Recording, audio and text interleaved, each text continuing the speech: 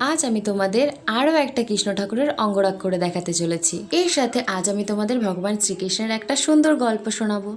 এই কাহিনীটি মূলত বৃন্দাবনের গোকুলে ভগবান শ্রীকৃষ্ণের বাল্যকালের সময়কার। ছোটবেলায় কৃষ্ণ ছিলেন খুবই চঞ্চল ও দুষ্টু।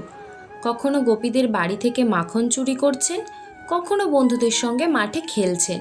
সবাই তাকে খুব ভালোবাসলেও তার দুষ্টুমিতে মাঝে মাঝে বিরক্ত হয়ে যেতেন। একদিন কৃষ্ণ তার বন্ধুদের সঙ্গে মাঠে খেলছিলেন।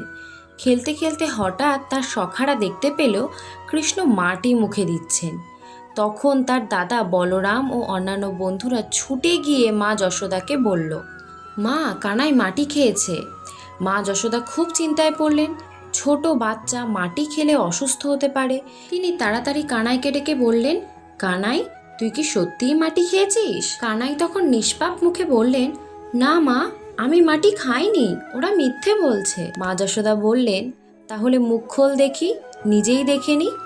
কৃষ্ণ শান্তভাবে তার ছোট্ট মুখ খুললেন, আর তারপরে ঘটল অলৌকিক ঘটনা।